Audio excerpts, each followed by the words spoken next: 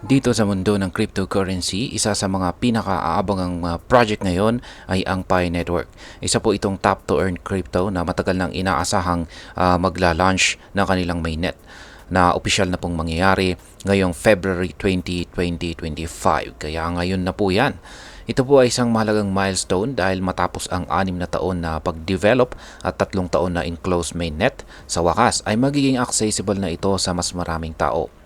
Sa launching ng kanyang mainnet ay magkakaroon po ng oportunidad ang mga pioneers o mga naunang users ng Pi Network na maibenta ang kanilang Pi coins. Bukod dito ay mahigit 100 developers ang makakapagpakita ng kanilang mga application sa buong mundo.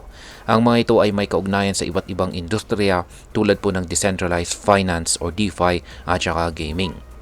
Dahil po sa laki ng user base nito, mahigit 50 million users, kung saan ay 10.1 million na ang nakapag-migrate ng kanilang tokens sa mainnet. Marami pang traders at investors ang nagtatanong kung ito ba ay malilista sa mga pangunahing crypto exchanges tulad po ni Binance, Kraken, Coinbase at saka Upbit. Kaya yan po ang siyang ating pag-uusapan sa video na ito. Pero bago po tayo magpatuloy, ay nais ko lamang po munang bigyang linaw ang aking disclaimer kung saan ang nilalaman po ng video na ito ay hindi po ito isang financial advice. For education and information purposes lamang po ang layunin nito. Ayan, simulan po natin sa kung aling mga exchange ang kumpirmadong maglilista sa Pi Network. Sa ngayon ay ilang malalaking exchanges tulad po ng OKX, HTX, Bybit, Mexi at saka Bitget ang opisyal na pong nagkumpirma na ililista po nila ang Picoin kapag ito po ay nag-live na sa mainnet. Ito ay isang positibong indikasyon na may malaking interest mula sa crypto market. Ngunit pagdating po kay Binance, Kraken, Coinbase at saka Upbit ay wala pang tiyak na sagot. Sa mga ito, si Binance lang ang may ginagawang hakbang upang malaman ang interest ng publiko. Sapagkat gumawa po ito ng isang pool kung saan dapat pa nilang ilista ang Picoin or hindi. Ngayon ay ano po ang nangyari sa Binance Pi Network listing pool? Ayan, ang Binance bilang pinakamalaking crypto exchange sa buong mundo ay nag-launch ng isang botohan kung dapat bang ilista ang Picoin. Upang makaboto, ang mga users ay kinakailangan po na may at least $5 sa kanilang Binance account. Sa kasalukuyan ay 88% ng mga bumoto ay pabor po sa listing. Gayunpaman, ang pool na ito ay tatakbo or ito ay open hanggang February 27. Kaya't may posibilidad upang magbago ang resulta. Sa comment section ng poll ay maraming users ang nagpapahayag ng suporta sa listing at naniniwalang maaring maging isa ang Picoin sa pinakamalaking cryptocurrencies sa industriya. Pero hindi po lahat ay kumbinsido. May ilang kritiko na naniniwala na ang Pi Network ay isang scam o pyramid scheme.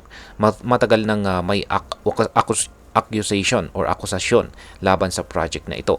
Ngunit hanggang ngayon ay wala pang matibay na ebidensya na nagpapatunay nito. Ngayon ay bakit hindi pa tiyak kung malilista ito kay Kraken, Coinbase at saka Upbit?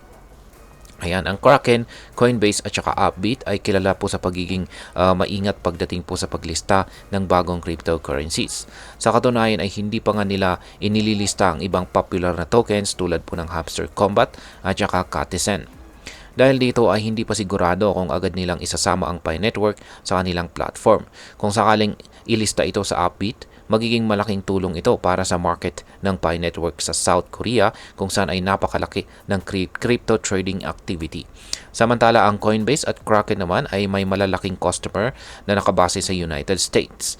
Kung malilista ito, mas lalawak pa ang abot ni Picoin.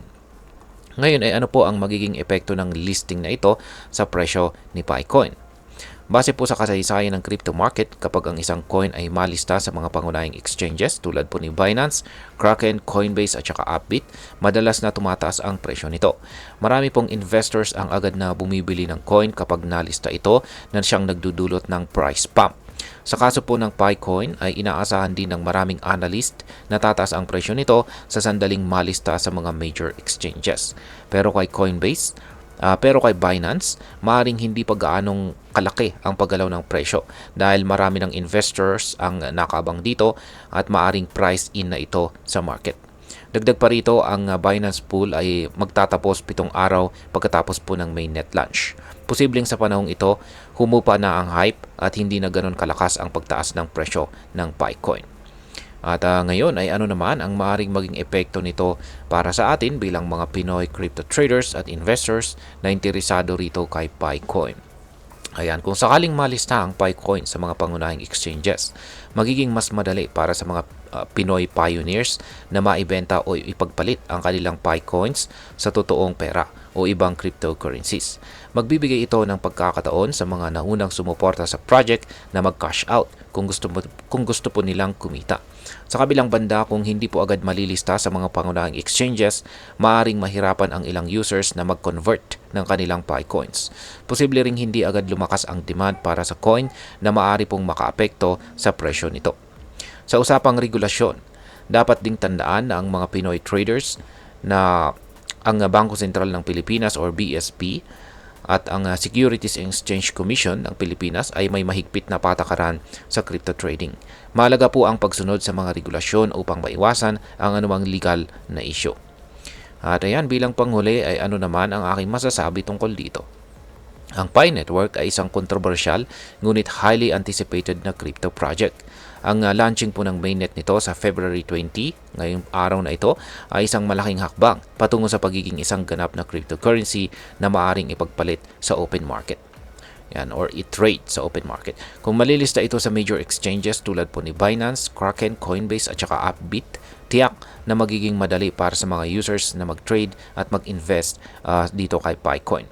Ngunit kung magtatagal pa bago ito malista, maaaring manatili muna ito sa isang speculative asset na may maraming uncertainties.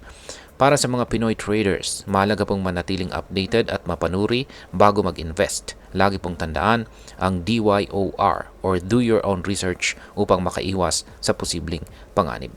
At ayan, hanggang dito na lamang po tayo sa video na ito mga ka-crypto. Sana po ay inyong nagustuhan ang aking paliwanag sa video na ito. Kung inyo po itong nagustuhan, pakiclick lamang po ang like button nito. Marami pong salamat sa panonood, ingat po tayo lagi at God bless po sa ating lahat.